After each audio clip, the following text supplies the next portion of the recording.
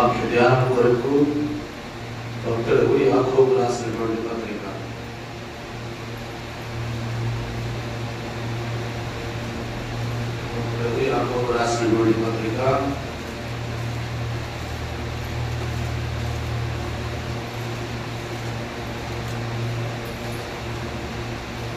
2వ అధ్యాయం 20వ వచనం నుండి 23వ వచనం వరకు మనం చదివి ధ్యానం చేద్దాం. యాకోబు రాసినటువంటి పత్రిక 2వ అధ్యాయం 20వ వచనం నుండి 23వ వచనం వరకు దైవ వాక్యాన్ని మనం చదివి ధ్యానం చేద్దాం. భక్తుడా, క్రియలు లేని విశ్వాసము నిష్ఫలమైనది తెలుసుకొనగోరుచున్నావా? మన పితరుడైన అబ్రహాము తన కుమారుడైన ఇస్సాకును బలిపీఠము మీద అర్పించినప్పుడు అతడు క్రియల వలన నీతిమంతుడని తీర్చబడి తీర్పు పొందలేదా? విశ్వాసము అతని క్రియలతో కూడా కూడి కార్యసిద్ధి కలుగజేసిన నీవు క్రియల మూలముగా అతని విశ్వాసము పరిపూర్ణమైనది గ్రహించుచున్నావు కదా. కాబట్టి అబ్రహాము దేవుని నమ్మెను, అది అతనికి నీతిగా ఎంచబడెను అను లేఖనము నెరవేర్చబడెను. మరియు దేవుని స్నేహితుడని అతనికి పేరు కలిగెను. చిన్న ప్రార్థన చేసి, మహాపరిశుద్ధుడా, దైవ తండ్రి, స్తోత్రం. మీరు అనుగ్రహించిన మీ కృపను బట్టి స్తుతిస్తున్నాను. వాక్యం మీది మీరు వాక్యమై ఉన్న దేవుడు కనుక మీ వాక్య భాగం ద్వారా నాతో మాతో సూటిగా మాట్లాడండి. బోధకులకు బోధకుడును వాక్యమై ఉన్న యేసుప్రభు శ్రేష్ఠ నామమున ప్రార్థించి బోధించుకొనుచున్నాము తండ్రి. ఆమేన్. చాలా పెద్ద సబ్జెక్ట్ మనం చదువుకున్నాం. పై అన్నిటి విషయముల కొరకు, పై అన్నిటి విషయాలన్నిటికీ నేను వాటి వైపు వెళ్ళడం లేదు. ఈ దినమున ఆఖరి వచనంలో ఆఖరి మాట మనం చదువుకున్నాం. ఏమని? మరియు దేవుని స్నేహితుడని అతనికి పేరు కలిగెను. ఎవరికి పేరు అంటయ్యా? అబ్రహాముకి ఎవరి పేరు ఉండేదంట? దేవునికి స్నేహితుడని. ఎవరికి స్నేహితుడు? దేవునికి స్నేహితులు ఉంటారు. అయ్యా, ఆయన భక్తులే ఆయనకు స్నేహితులు. ఆయన మాట విని ఆయన ఇష్టము చొప్పున, ఆయన ఆజ్ఞాపించిన ఆజ్ఞ చొప్పున నడుచువారి ఆయన స్నేహితులు. యేసుప్రభు వారి లోకంలో బ్రతికి ఉండగా ఆయన తల్లి, సహోదరులు అందరూ ఒకసారి ఒక సమాజ మందిరంలో బోధిస్తా ఉంటే బయట నిలవబడి ఉన్నారండి. శిష్యులు వచ్చి, అయ్యా అయ్యా, నీ సహోదరులను నీ తల్లి వెలుపల నిలవబడి ఉన్నారయ్యా అంటే ప్రభువారు అన్నారు, ఎవరు నా సహోదరుడు, ఎవరు నా తల్లి? పరలోకమందు నా తండ్రి చిత్తం నెరవేర్చువాడే నా సహోదరుడును నా తల్లియు అని ప్రభువారు అన్నారు. అయ్యా, అబ్రహాము ఎవరికి స్నేహితుడంట? దేవునికి స్నేహితుడు అని ఆయన పేరుండేదంట. కాదు, ఎట్లా ఆయన స్నేహితుడయ్యాడు? ఆయన యందు విశ్వాసం ఉంచడం ద్వారా దేవునికి స్నేహితుడయ్యాడు. ఆయన యందు భయభక్తులు ఉండటం వలన దేవునికి స్నేహితుడయ్యాడు. ఆయన యందు ఆధారపడటం వలన స్నేహితుడయ్యాడు. దాపరికం లేకుండా తన ప్రభువుతో స్నేహపూర్వకంగా మాట్లాడటం వలన తాను దేవునికి స్నేహితుడుగా ఎంచబడ్డాడు. అంత మాత్రమే కాదు, దేవుడు తనకు ఆజ్ఞాపించిన దాని అంతటి చెప్పులు కలిగించడం సైతము తాను వెనుకాడని వాడుగా ఉన్నాడు కనుక తాను దేవునికి స్నేహితుడనే పేరు అతనికి వచ్చింది. అంత మాత్రమే కాదు, దేవుడు తన నుండి కోరింది, ఆశించింది, తన దగ్గర తన కుటుంబంలో ఏదైనా సరే అర్పించడం వినుతీయని విధేయుడు కనుక అతనికి దేవుని స్నేహితులని పేరు వచ్చిందమ్మా. దేవుని స్నేహితులని అతనికి పేరు కలిగి. ఇలా చెప్పుకుంటూ పోతే దేవుని స్నేహితులకు అనేకమైనటువంటి క్రియలు అబ్రహాము జీవితంలో నుండి మనం వెలుగు తీయవచ్చు. కాబట్టి వాటన్నిటిని ధ్యానించే సమయం వచ్చాలి. కొన్నిటిని మాత్రం నేను చెప్పి త్వరగా ముగించిన ప్రయత్నం చేస్తున్నాను. మా అబ్రహాము దేవునికి ఎందుకు స్నేహితుడయ్యాడు? ఎందుకు దేవునికి స్నేహితుడని ఆయనకు పేరు వచ్చింది? మా ఒక ఎమ్మెల్యేకి స్నేహితుడైతే మనం ఎంతో గర్వంగా గొప్పగా చెప్పుకుంటాం. ఒక కలెక్టర్కు స్నేహితుడైతే ఈ లోక సంబంధమైన రాజ్యాధికారంలో ఉన్నటువంటి వారు కానీ, గొప్ప వ్యక్తులు కానీ, వ్యాపారవేత్తలు కానీ మన స్నేహితులైతే మనం ఎంతో గర్వంగా గొప్పగా చెప్పుకుంటూ ఉంటాం. నా స్నేహితుడే, నా ఫ్రెండే అని చెప్పుకుంటా ఉంటారు.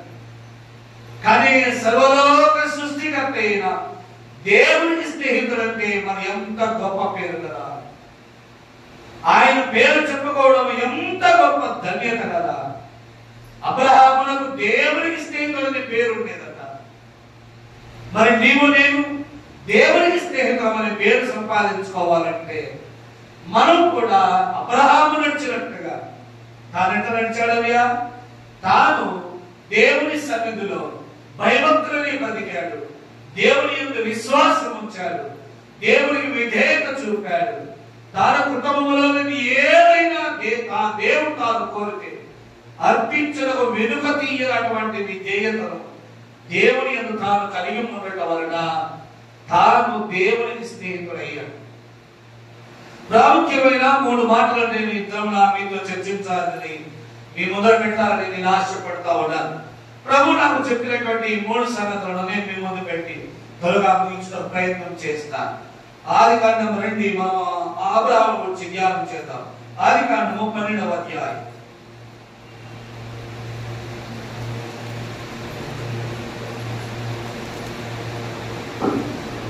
మొదటి నుండి 5 వచనాలు మనం చదవాలి. ఇక్కడ యెహోవా నీవు లేచి నీ దేశము నుండి, నీ బంధువుల యొద్ద నుండి, నీ తండ్రి ఇంటి నుండి బయలుదేరి నేను నీకు చూపించు దేశమునకు వెళ్ళుము. నిన్ను గొప్ప జనముగా చేసి నిన్ను ఆశీర్వదించి నీ నామమును గొప్ప చేయును. నీవు ఆశీర్వాదముగా నుండు. నిన్ను ఆశీర్వదించు వారిని ఆశీర్వదించదును, నిన్ను శపించు వారిని శపించదును. భూమి యొక్క సమస్త వంశములు నీ యందు ఆశీర్వదింపబడునని అబ్రహాముతో అనగా యెహోవా అతనితో చెప్పిన ప్రకారము అబ్రహాము వెళ్ళెను, లోతు అతనితో కూడా వెళ్ళెను. అబ్రహాము హారాను నుండి బయలుదేరినప్పుడు 75 ఏళ్ల ఈడు గలవాడు. అబ్రహాము తన భార్య అయిన శారాయిని, తన సహోదరుని కుమారుడైన లోతును, హారానులో తనను, వారును ఆర్జించిన యావదాస్తిని, వారు సంపాదించిన సమస్తమైన వారిని తీసుకొని కనాను దేశమునకు వెళ్ళుటకు బయలుదేరి కనాను దేశమునకు వచ్చింది. ఏం చెప్పాడు దేవుడు? అబ్రహామును పిలిచి, అబ్రహామా అబ్రహామా, నీ తండ్రి ఇంటి నుండి, నీ బంధువుల యొద్ద నుండి నేను నీకు చూపించు దేశమునకు వెళ్ళు.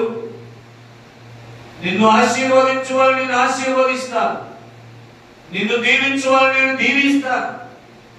నిన్ను బట్టి భూలోక వంశములు నీవు ఆశీర్వదింపబడునని అబ్రహాముతో దేవుడు సెలవీయగా అబ్రహాము లేచి తన యావదాస్తిని కూర్చుకొని ఏం చేశాడంట? యెహోవా తనకు చెప్పిన మాట ప్రకారం కనాను దేశమునకు బయలుదేరి కనాను దేశమునకు వచ్చాడు. గమనించారా?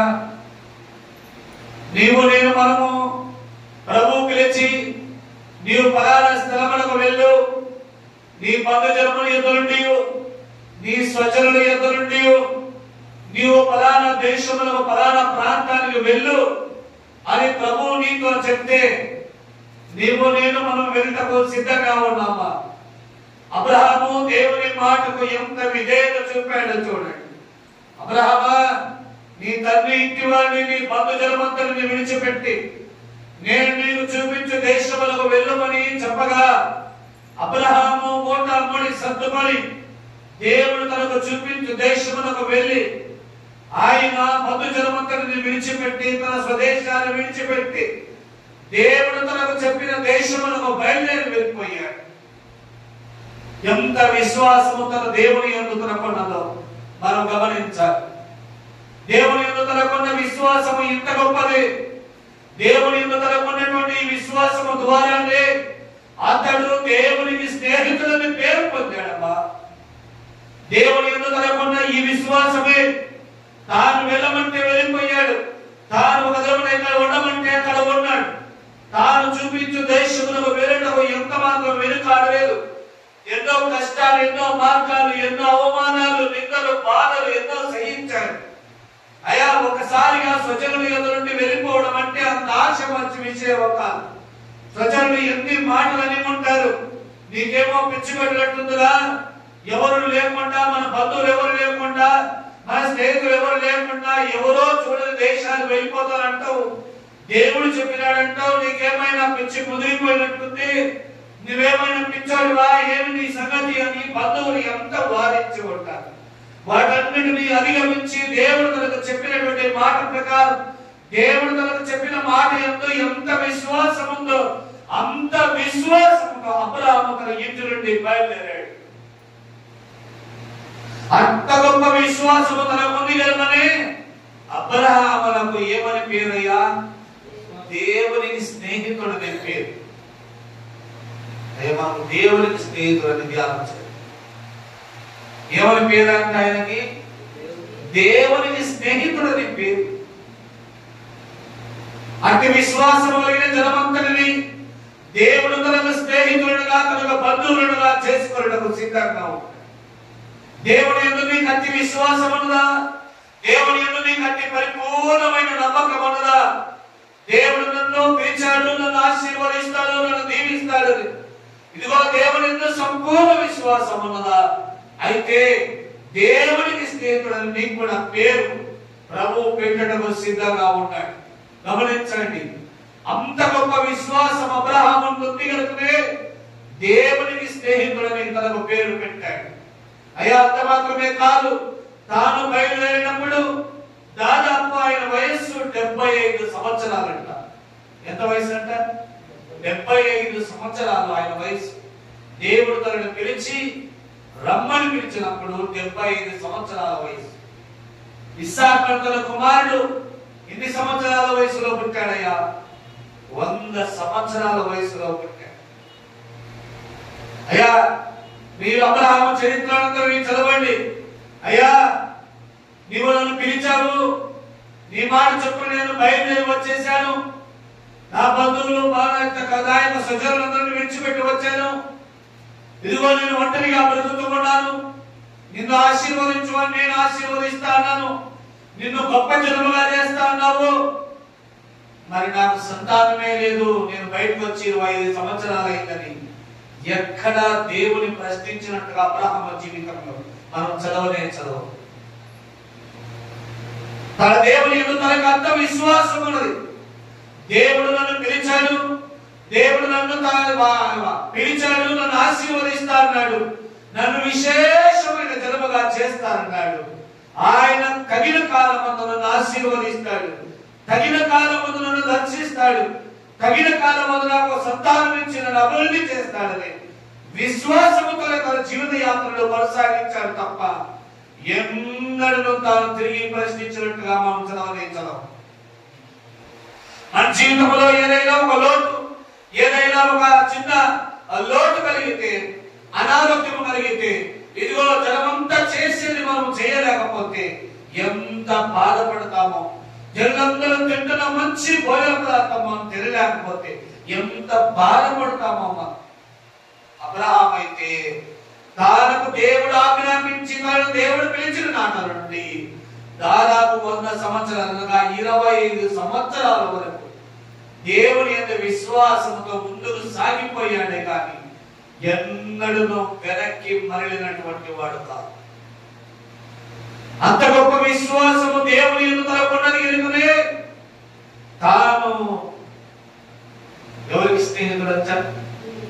దేవునికి స్నేహితుడని అతనికి పేరు. దేవునికి స్నేహితుడని అతనికి పేరు. రెండవ కథనంలో మంచి గురు లక్షణాన్ని, ఎందుకు అతను దేవునికి స్నేహితుడయ్యాడు ఒక మాట చెప్పి నేను ముందుకు వెళ్ళిపోతాను. అది కారణం 14వ అధ్యాయంలో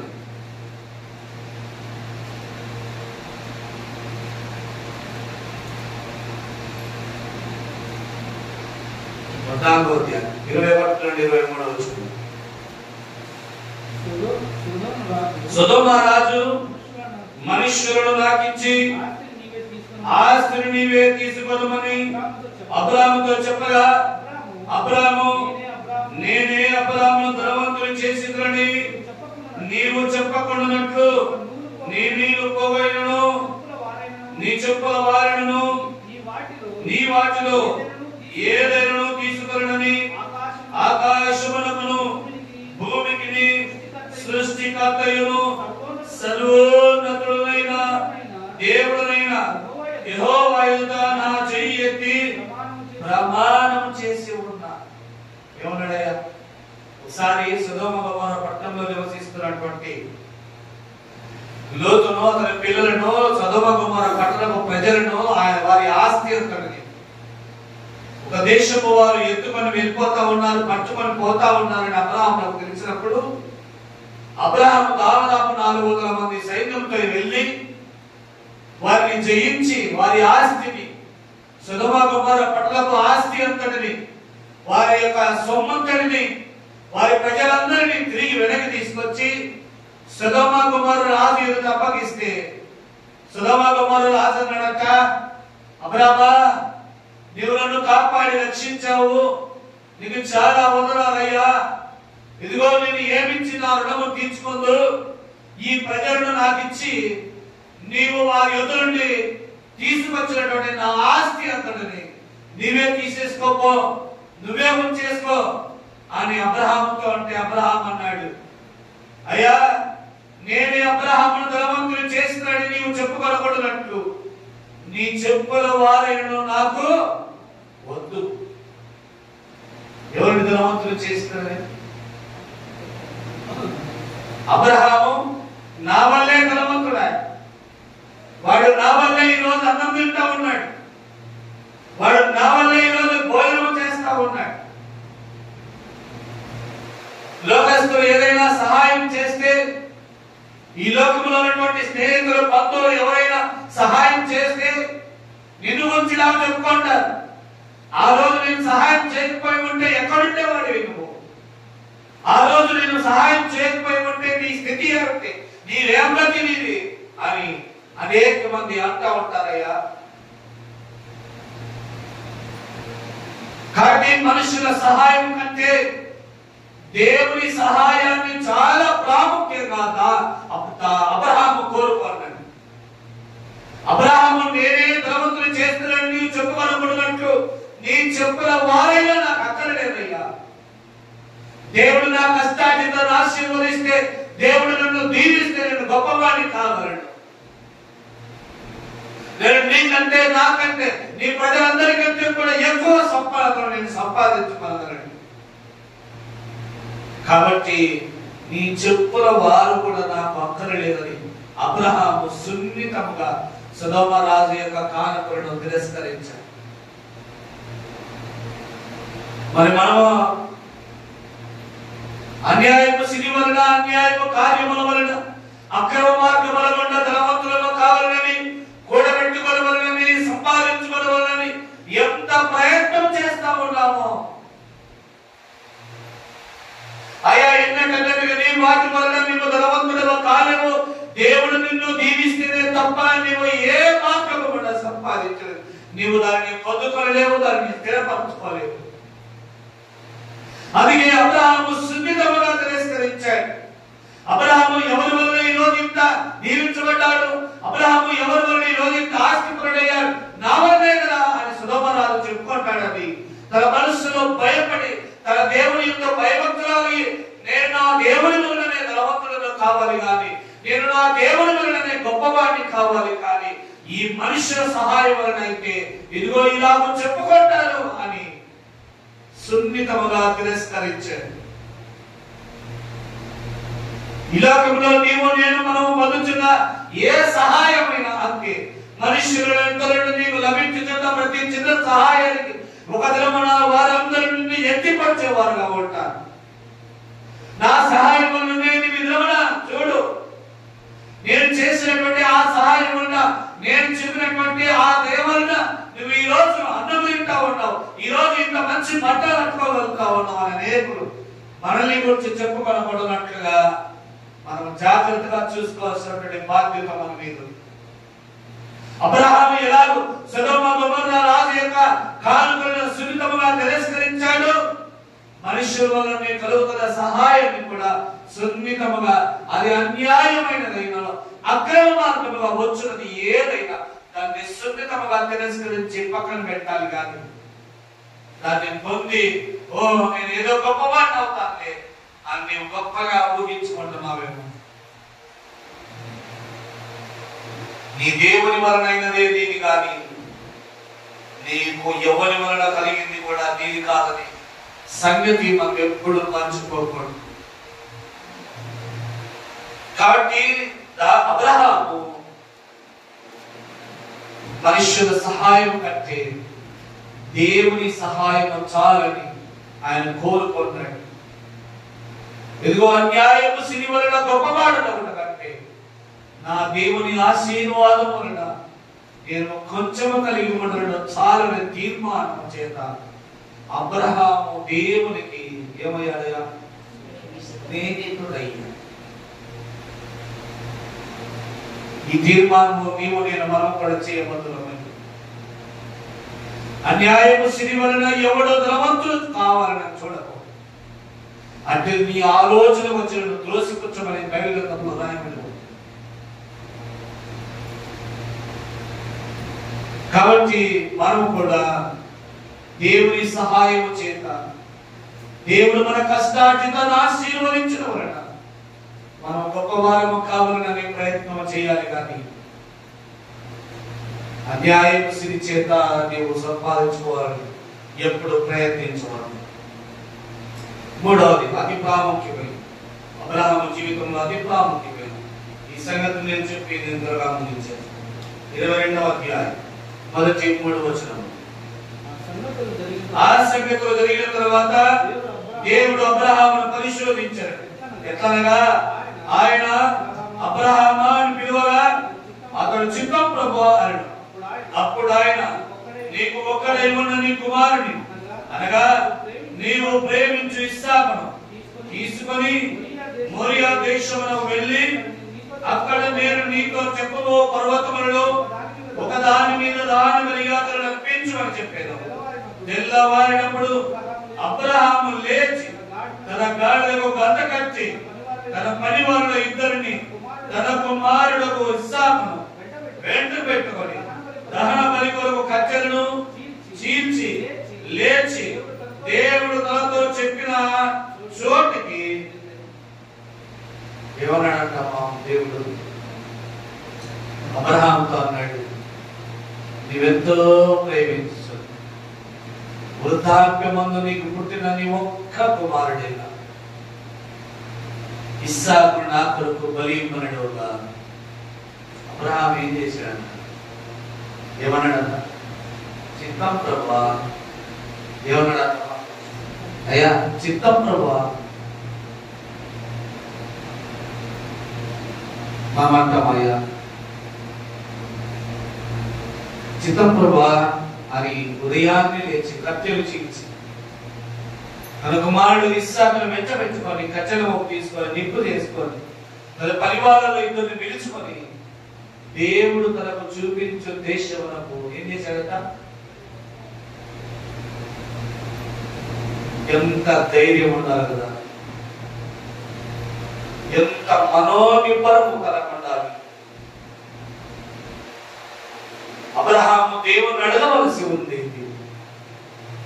నేనైతే ఇలా అడిగి ఉండేవా,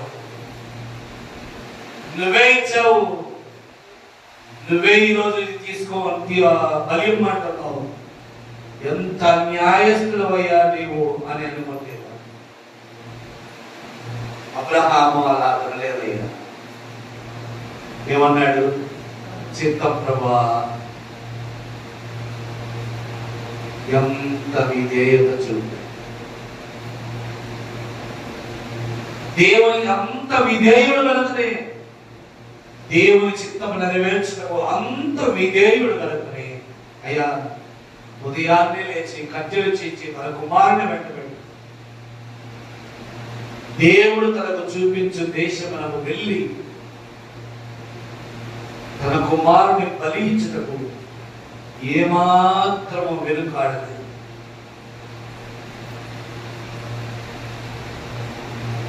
ఇదిగో బలిపీఠము పైన తన కుమారుడైన ఇస్సాకును మరళ్ళబెట్టి తన కత్తిని తన స్వచేతితో ఎంత ధైర్యంగా ఎత్తగలిగాడు.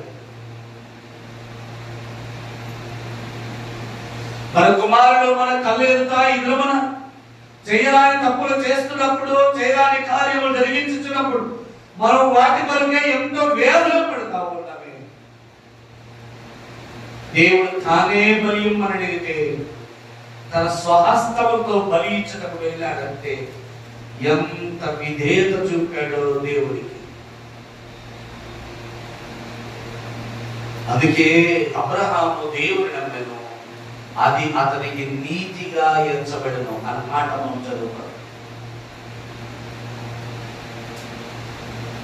చిత్తం ప్రభా అని తన కుమారుని తన ఒక్కడై ఉన్న తన కుమారుడు వృద్ధాప్యమందు తాను ఎంతో ప్రేమతో పెంచి పోషించుకుంటున్న తన ఒక్కడై ఉన్న కుమారుడు నీవు బలి అబ్రాహ్మా నాకు అంటే మారు మాట్లాడకుండా ఏంటి ప్రభువా నువ్వు ఎంత అన్యాయస్తుడు అనుకోలే అని అన్నాడు. దేవుడు తనకు చూపించు పర్వతమునకు కట్టెల మోపు సిద్ధం చేసుకొని నిప్పు పెట్టుకుని తన కుమారుడి సైతము బలిపీఠం మీద పరుండబెట్టి దేవుడు తనకు ఆజ్ఞాపించిన చొప్పున చేయుటకు తన కత్తిని కూడా ఏం చేశాడంట? హృదయం ఎంత బరువెక్కిపోయింది అబ్రహాము కదా. ఆ చిత్రాన్ని ఒకసారి మనల్ని ఆ స్థానంలో ఊహించుకుంటే అది ఎంత భయంకరమైన కనబడుతుందో. అబ్రహాము దేవుని మాటకు అంత విధేయత చూపాడు.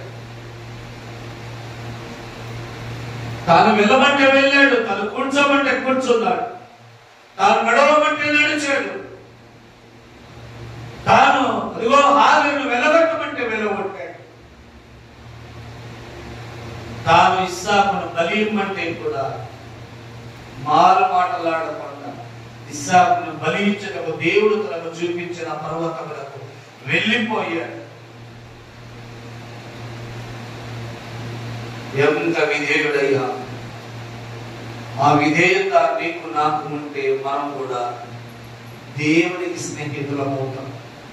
ఇంత విధేయుడు కనుకనే ఆదికాండ 19వ అధ్యాయంలో సొదొమ గొమొర్రా పట్టణాన్ని నాశనం చేయటకు వెళ్ళినప్పుడు అబ్రహాము విందు చేస్తాడు. ఆ దూతలకు విందు చేసి వారు వెళ్ళిపోతా ఉంటారు. అయ్యా మేము వెళ్ళొస్తామే కానీ అబ్రహాము చెప్పి వెళ్తుండగా వాళ్ళంటారు, మేము చెయ్యవచ్చిన పని అబ్రహామునకు దాచదమా? ఏం చేస్తామా?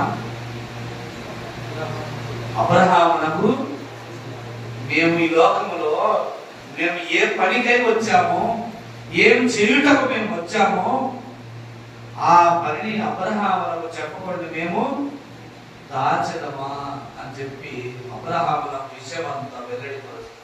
చూడండి 19వ అధ్యాయం.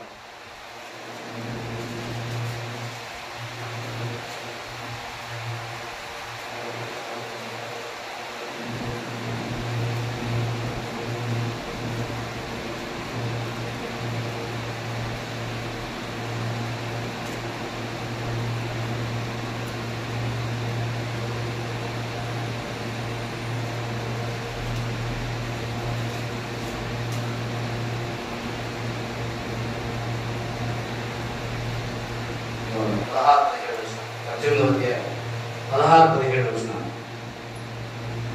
అప్పుడు ఆ మనుషులు అక్కడి నుండి లేచి సొదొమ తట్టు చూచిరి. అబ్రహాము వారిని సాగనంపుటకు వారితో కూడా వెళ్ళెను. అప్పుడు యెహోవా, నేను చేయబోవు కార్యము అబ్రహామునకు ఏం చేస్తానా? ఎవరి యొక్క మనం దాచుకోమయ్యా మనం చేసే కార్యాలు, మనం చేయబోయే కార్యాలు ఎవరి యొక్క దాచుకో? మన ప్రియ స్నేహితులు యొక్క దాచుకోలేము ఏ కార్యాన్ని. దేవుడు కూడా అంతే. సొదొమ గొమొర్ర పట్టణాన్ని నాశనం చేయుటకు దిగి వచ్చిన దూతలు ఏమన్నారట? మేము చేయవచ్చిన కార్యంలో అబ్రహామునకు దాస్తామా, అబ్రహాము యొక్క దాచిపెట్టుమా అని చెప్పి విషయం అంతా చెప్పేసి, అయ్యా సొదొమ పరిస్థితి ఇలా ఉంది, సొదొమ గతికి, సొదొమ పట్టణానికి గతి పట్టబోతా ఉంది, అగ్ని గంధకముల చేత దాన్ని నాశనం చేయబోతున్నాం అన్నప్పుడు అబ్రహాము వెంటనే సాగిలపడి ప్రార్థన చేయ మొదలు పెట్టాడు. ఏమన్నాడయ్యా? అయ్యా అక్కడ 50 మంది విశ్వాసులు ఉంటే, నీతిమంతులు ఉంటే ఆ పట్టణాన్ని విడిచిపెడతావా? ఇక్కడికి వచ్చాడు. 50 మందితో ప్రారంభించి 10 మందికి దిగి వచ్చాడు. లేదు 10 మంది నీతిమంతులు కూడా ఆ పట్టణంలో కనబడలేదు. అబ్రహామును నేను చేయబో సంగతిని అబ్రహామును నేను దాచెదనా అని దేవుడు యెహోవాయే అనుకున్నాడు. ఎంత మంచి స్నేహితుడు కదా! నీవు నేను మనం అంత మంచి స్నేహితులుగా దేవునికి ఉండబోతే అబ్రహాము వలె మనలో అతి విశ్వాసం మనం కాదు. అబ్రహాము దేవుని నమ్మి తన పిలుపునందు విశ్వాసం ఉంచి ఎంత వేగము దేవుని పిలుపును అందుకొని వెళ్ళిపోయాడో అతి గొప్ప విశ్వాసం నీలో నాలో ఉండాలి. అయ్యా అబ్రహామును ధనవంతులకు వేగిరపడలేదు. దేవుడు తనను దీవించి ఆశీర్వదించి గొప్పవారిని చేసేంత వరకు ఆశను ఎదురు చూశాడే తప్ప, ఇదిగో ఎవరి వలనో వచ్చుచున్న రాబడి వలన ధనవంతుడు కావాలని కోరుకోలేదు. ప్రభు నన్ను ఆశీర్వదించాలని, నేను గొప్పవాడిని కావాలని ఆ విశ్వాసము తనలో ఉంది కనుకనే అబ్రహాము దేవునికి స్నేహితుడయ్యా. సొదొమ రాజు కానుకున్న బహుమతులను ఆస్తిని తీసుకోయా అంటే కూడా ఏమన్నాడు? అబ్రహాము నేనే ధనవంతుని చేసిన నీవు చెప్పుకోవాలనుకుంటాను, నీ చెప్పుల వారు కూడా నాకు అక్కరలేదయ్యా అన్నాడు. ఎంత గొప్ప హృదయం! తన దేవుని యందు ఎంత విశ్వాసం ఉన్నది! తనకు ఒక్కడై ఉన్న తన కుమారుని బలిమ్మని దేవుడు కోరగా, చిత్తం ప్రభువా ఆయన తన కట్టెల మోపుడు తీసుకొని సిద్ధపరచుకొని దేవుడు తనకు చూపించు దేశమునకు బలిపీఠమును సిద్ధపరిచి తన కుమారుని పంపించి బలిపీఠం మీద మరడబెట్టి కత్తి ఎత్తగలిగాడంటే తనకు దేవుడి యందున్న విధేయత ఎంత గొప్పదో! ఆ విధేయతల మధ్య అబ్రహాము దేవునికి ఏమయ్యాడు? స్నేహితుడయ్యాడు. నీవు నేను మనము కూడా దేవునికి స్నేహితులను కాగలిగితే అబ్రహామునకు సొదొమ గొమొర్ర పట్టణము దుర్గతికి వచ్చి అబ్రహామునకు దాచకుండా ఎలాగో వెళ్ళిపోలేకపోయాడో దేవుడు యెహోవా నీకు నాకు మనం కూడా మన జీవితంలో సంభవించలేమన్న ప్రతి సంగతిని కూడా నీకు నాకు బయలుపరచక మానడు, వాటిని గురించి చెప్పక మానడు. కనుక దేవునికి స్నేహితుడుగా ఉండటము చాలా చాలా ఆశీర్వాదకరం. అయ్యా తాను కోరిన బలిపీఠము, తాను కోరిన బలిని తన కుమారుడైన ఇస్సాకు నుంచి తనకు వెనుక తీయలేదు. కానీ అబ్రహాము యొక్క విధేయతను దేవుడు చూసి ఇస్సాకునకు ప్రతిగా అక్కడ ఒక పొట్టేలు ఏర్పాటు చేసి దాన్ని నా కొరకు బలి, నీ కుమారుని నాకు ఇచ్చినకు వెనుక తీయలేదు. కనుక అబ్రహామునా నేను నిన్ను మెచ్చుకొని ఉన్నాను, నీ విశ్వాసమైన ఒక తండ్రి వైపుని అతనికి పెరుగునిచ్చి తనకు ప్రతి ప్రియ కుమారుడైన ఇస్సాకునకు ప్రతిగా ఒక పొట్టేలును ఆయన స్వీకరించాడు. అలాగనే మనందరి దోషముల నిమిత్తమై ప్రాయశ్చిత్తార్థమై మనము కూడా చనిపోవలసిన వారమై ఉండగా మన కొరకు దేవుని గొర్రె పిల్ల వలె ఈ లోకానికి తన ప్రియ కుమారుడైన యేసుక్రీస్తు ప్రభువుని పంపి ఆయన భుజముల పైన మనందరి పాపభారము నుంచి శిరోమరాను పైన దేహాన్ని కొట్టివేసి ఆయన రక్త ప్రోక్షణము ద్వారా మన అతిక్రమములన్నిటిని కలిగి దేవునికి స్నేహితులుగా ఉండవాలని ఆయన కోరుకుంటూ ఉన్నాడు. ఆయన ఆశించుతూ ఉన్నాడు. ఆయన నీ యందు అట్టి ఆశ కలిగి ఉన్నాడు. అట్టి ఆశను నీవు నేను మనం అందరం నెరవేర్చుటకు ప్రభువు సహాయం చేయునుగాక. ఆమేన్. ఇంకొన్ని మాటలు దేవుడు దీవించునుగాక.